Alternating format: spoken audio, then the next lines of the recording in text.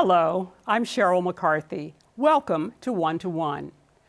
The name Eric Garner is now permanently etched on the nation's social consciousness.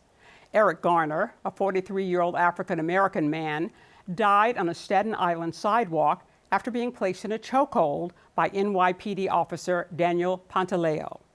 He was selling loose cigarettes. Since Garner's death, he has come to symbolize the systemic abuse of Black people by police and racial injustice worldwide, becoming a catalyst for the creation of the Black Lives Matter movement, a call to respect the humanity of Black people and other outsiders in the human community.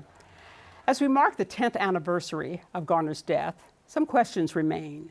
What is the movement it gave birth to really changed, and what remains to be done? Here to address these issues is Vince Warren, Executive Director of the Center for Constitutional Rights, a nonprofit legal advocacy organization whose mission is using the law as a force for positive social change. Under his leadership, the center successfully challenged the NYPD stop and frisk policy and profiling of Muslims, ended long-term solitary confinement in California's Pelican Bay prison, and established the persecution of LGBTQ people as a crime against humanity. Welcome. Thank you. You know, there's a litany of names: Amadou Diallo, Anthony Baez, Michael Brown, Trayvon Martin, Breonna Taylor, Ahmaud Arbery, Freddie Gray, George Floyd, Black people who have been killed, while under arrest by the police. Why does Eric Garner's name loom so large? Well, I've been doing this work for a long time, and actually, before I even went to law school, I worked on the case of Michael Stewart, who was, you'll probably remember, a young Black graffiti artist that was killed by chokehold, interestingly enough. And so one of the things that resonated with me was the return of the chokehold as a methodology for dehumanization and submission and, frankly, killing Black people. But I think what really resonated with people, why I think Eric Garner's killing was so important, was because it was accompanied by video. And we sadly got to see Eric Garner in what turned out to be some of the last moments of his life. And I think anybody watching those videos, regardless of what your political stripes were, regardless of what you thought about the police, had to feel like, my goodness, is this what it's come to? The man is telling us that he can't breathe. And at some level that went viral as an indication of what police encounters look like. And I think it really captured the attention, if not the hearts, of so many people about what was going on. Now, even going way back before some of the names that I mentioned, you had back in 1992, the Rodney King case. This was a Black man in Los Angeles who was beaten, severely by police, unarmed man beaten by police, and this was caught on camera. And then when the police officers were acquitted of any crimes, you had riots. And these were Black people in the streets rioting. Now you move forward, and after Eric Garner and some of the other cases I mentioned, you had a movement. You had Blacks rioting, and you had Blacks and whites involved in a movement. Is it because there's been a political shift, or why the difference? Why do you think? Well, I think the Rodney King, some people call them riots and other people call it rebellion. Right. So let me just sort of make the case as to why it was a rebellion. Because Martin Luther King, Reverend Dr. Martin Luther King said that riot is the language of the unheard. And in the 1990s, with all of the terrible things that were happening, finally with Rodney King, people got a chance to show the world, this is what happens to Black men, Black people in police stops. And it fell largely on deaf ears. You'll remember that the communities were really divided.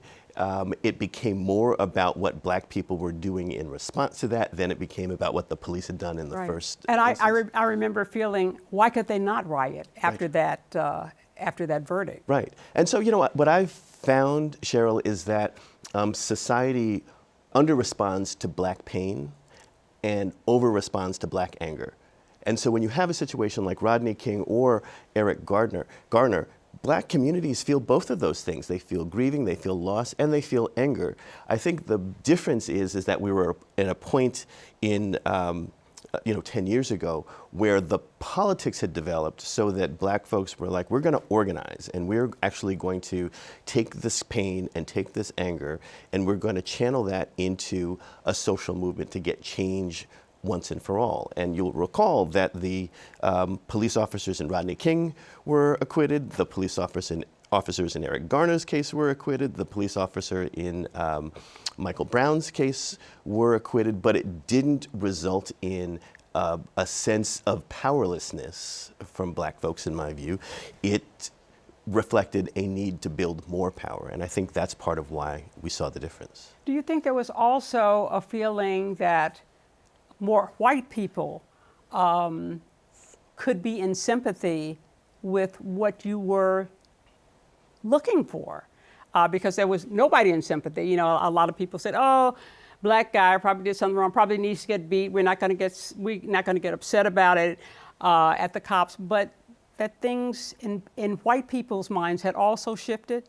I definitely think things had shifted in white people's minds. That, you know, part of I think the success of the Black Lives Matter movement has been building both understanding and resilience with white people. So, you know, the typical situation is, and when there's a black killing by a police officer, the police will come out the next day with, here's this man's record, here's what we thought he was doing. And so it creates a sense of that this man got the beat down because he's a criminal, and you know how they are. Right. And they did the same thing with Michael Brown, they did the same thing with Eric Garner, but the shift is that white people, you know, I think were willing to understand that the problem is state violence and not the social condition of the person that's being beaten. And I think that's been a huge shift. And I think it's not just racial, I think it's also generational. The younger generation really is coming up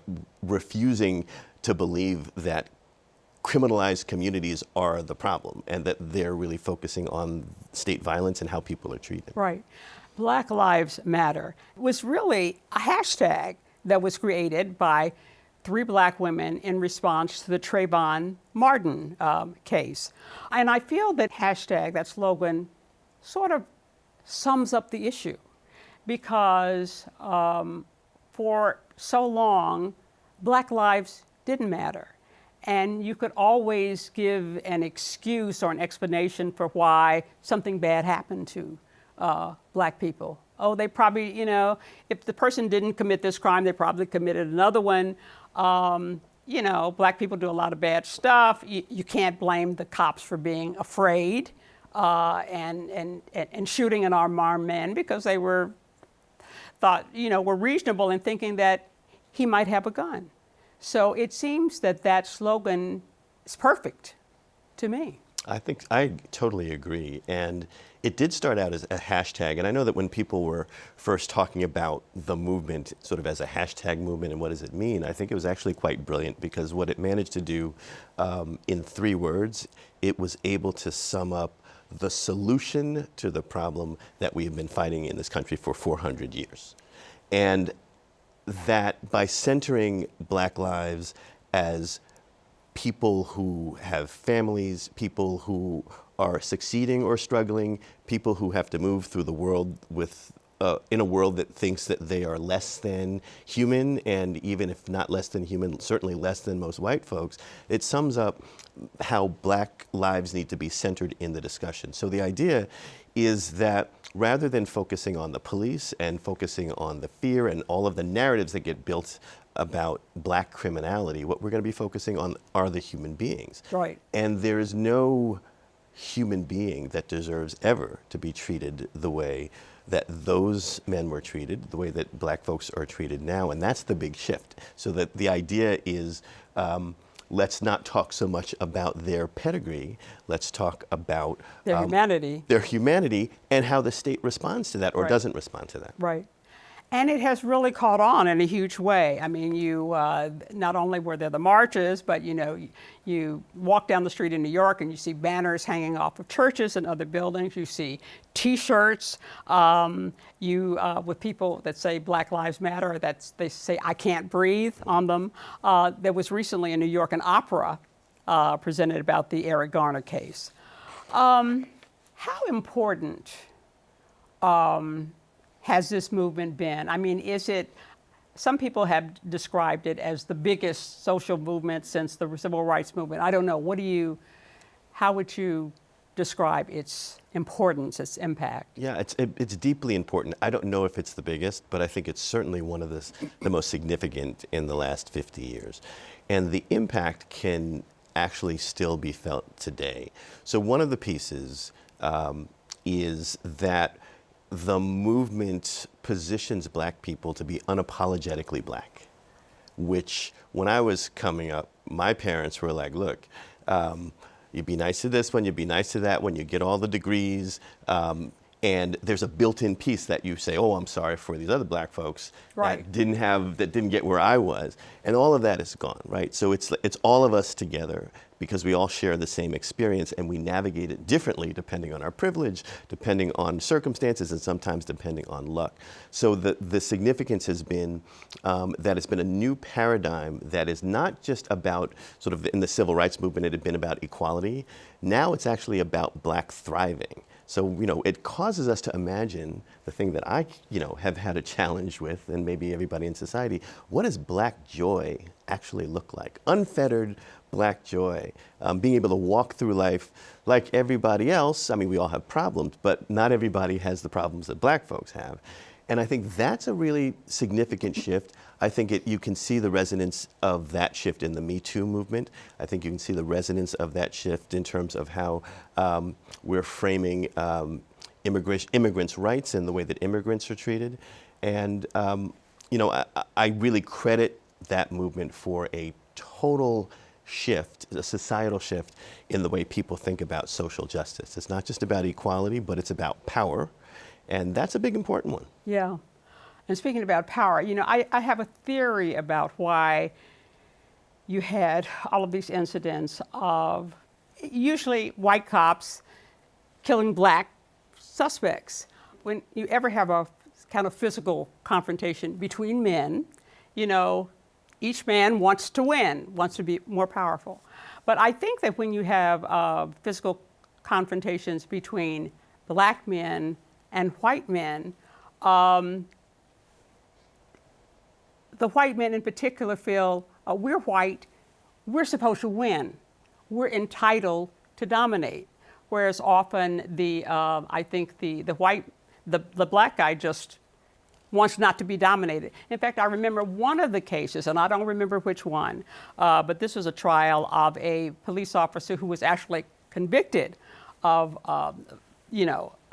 killing a Black suspect. And he said, and I think it was a case of the Black suspect was trying to flee or was a chase or something like that. And he said, why did you do this? And he said, because I was afraid we wouldn't be able to win, meaning the white cops. I mean, do you think that's sort of the psychology of what goes on? I think that's a really important part of it. During the stop and frisk case that the Center for Constitutional Rights did for many, many years, which we won in 2013, there was a police mantra in some precincts, which was, we own the streets.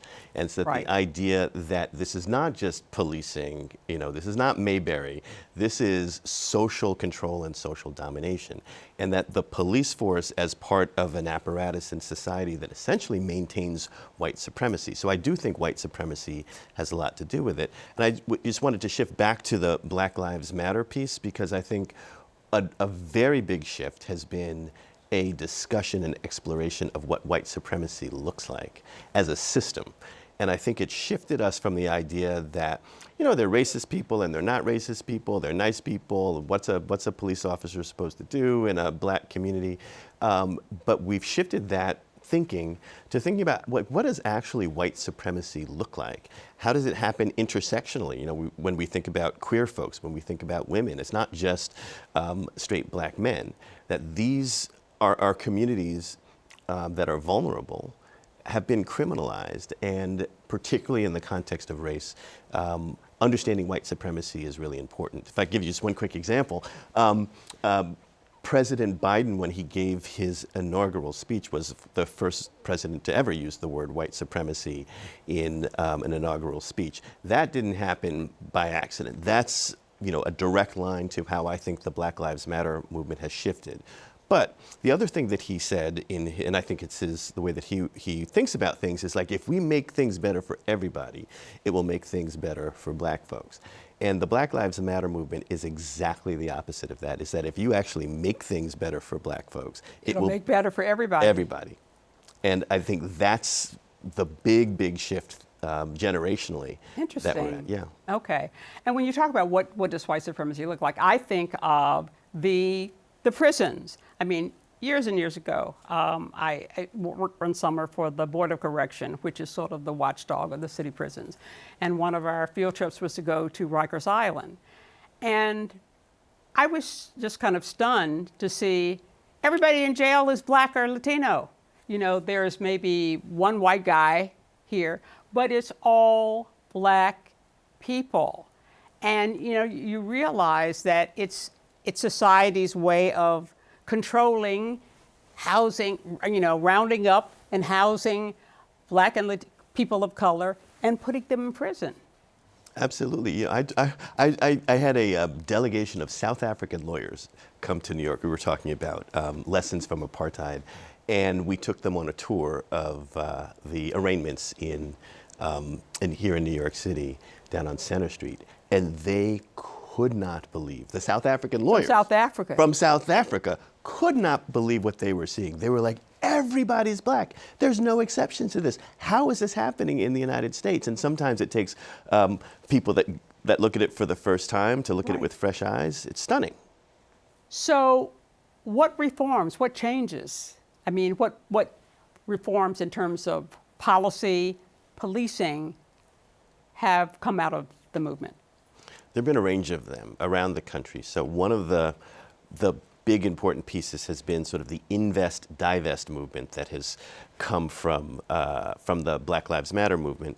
And that's the idea that we need to shift the way that resources are done in local budgets so that they should be investing in black communities and divesting from policing and the communities that control them. Has that really happened, though? I know there's been talk about that, but it's happened in a number of different places where police budgets have been reduced in favor of social programs. Okay. It really depends on the city.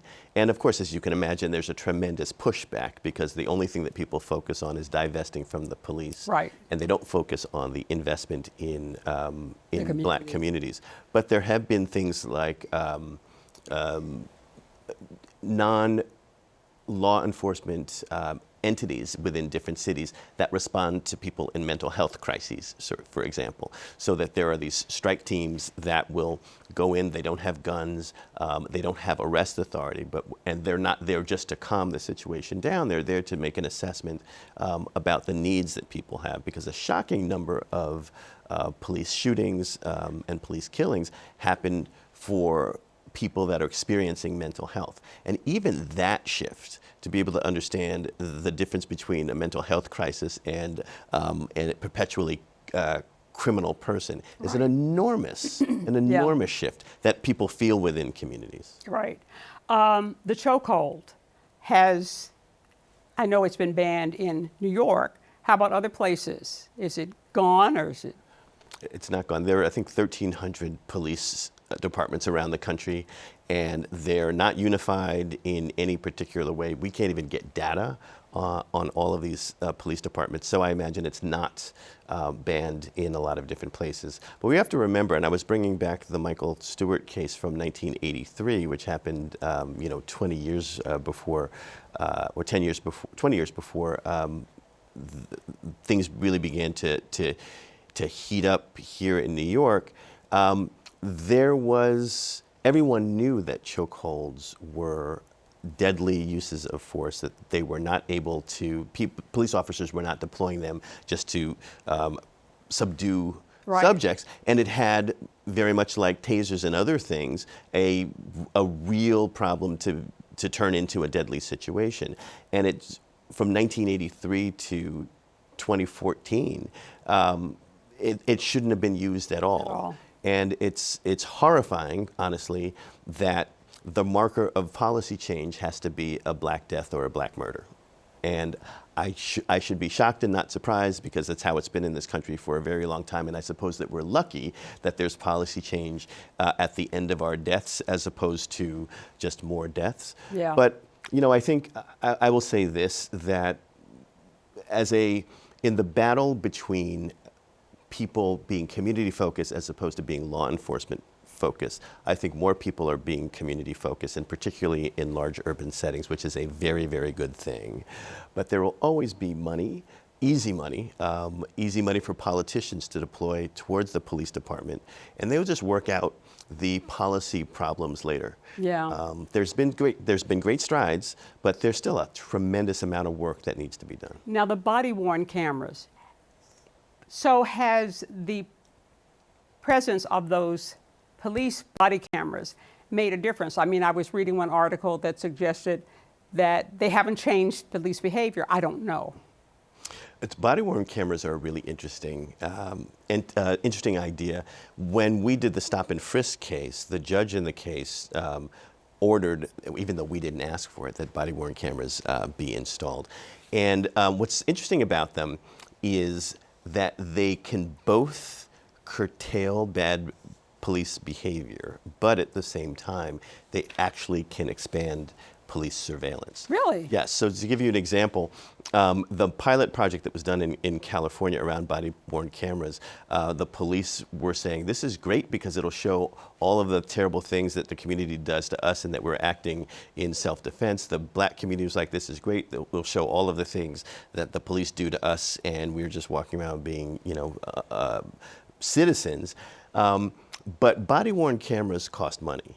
And so there have been police departments that have issued bonds to be able to afford body-worn cameras. They're very, very expensive. And so essentially, one way of thinking about that is that the data that gets stored from these police interactions, they get stored whether it shows a bad thing or not. And we don't have any control over what the police do with that data. That can be very dangerous from a civil liberties perspective. And the other piece is that the only people that are actually making this work are the people that are benefiting it from it. So there's corporations. You mean the people who are making money off of it? Yes, making money off it. So like the Taser Corporation changed its name and now has been in the body camera business for a while, and we're actually now paying for the Taser and different corporations to store this data for us. And essentially, the problem that we have to solve for is that you have black communities that are using their tax dollars to be able to support body-worn cameras, which might make the police a little less violent, but it's actually paying money to be able to spy on black communities. Interesting. Yeah. You have written or been quoted as saying that seeing these videos of police killings of black suspects has taken a huge toll on you. Tell me about that. When Michael Brown was killed and Eric Garner was killed, I was, very on my game. And even though the videos that were coming out were really hard to watch, when George Floyd was killed, that was one black killing too many for me. I went into, I think a lot of the trauma from witnessing, from being involved in this work, from working with social movements, from working with families, really took a toll on me. And I had to sort of step out for a little bit, and I still to this day cannot watch these videos of black people being in their worst moments of their lives, in their dying days. I cannot watch that stuff anymore. And so I took some time off and sort of recharged. I actually wrote an album. Yeah, because I'm a musician. Really? Yes, I'm a musician, and it was very restorative for me. So now I'm back in it, and I think I have a better sense of sort of self-care for me. I've been in the work for 18 years, and I'm not ready to leave yet, and I don't want to burn out. I don't want to lead young folks into doing this work thinking like just ignore what your body is telling you and do the work. This stuff has tremendous impact on all of us, and I'm a civil rights leader, but I'm also a black man with black children, and so when I see that, it does very much feel like it could be me, it could be my boys, it could be our children. Yeah. In some ways, metaphorically, it is our children. So Yeah. I needed to attend. You have about a minute to tell me what CCR is doing, right? What are you working on now? So, the Center for Constitutional Rights is still working on the Floyd versus City of New York case, which is the stop and frisk case. This is the remedial part of the case where we're trying to do some fixes. Unfortunately, fortunately, that the police have shifted their policies as a result of the case. Unfortunately, many of those stops that still happen are done not in compliance with what we would like to see in the with what the Constitution requires. So we're still there. We've opened up a Southern Regional Office where we're doing work in Mississippi, and Alabama, and Louisiana, not just around policing cases, but around working in prisons, working with incarcerality in Louisiana, where black folks live and are subject to the highest cancer rate in the country because of the petrochemical companies that are proliferating there. So we're doing a lot of work around the country that I think connects more to the question of white supremacy and power and controlling of communities, whether it's the law enforcement or, for example, corporations that are polluting, or whether it's corporations that are trying to shift the laws that make it okay for us to be able to push back on what white supremacy looks like. Right. I'm afraid we're out of time. I'd like to thank Vince Warren, Executive Director of the Center for Constitutional Rights, for joining me today. To learn about our upcoming shows, you can follow us on X, formerly known as Twitter, at 1-to-1 CUNY TV. For 1-to-1 and CUNY TV, I'm Sheryl McCarthy.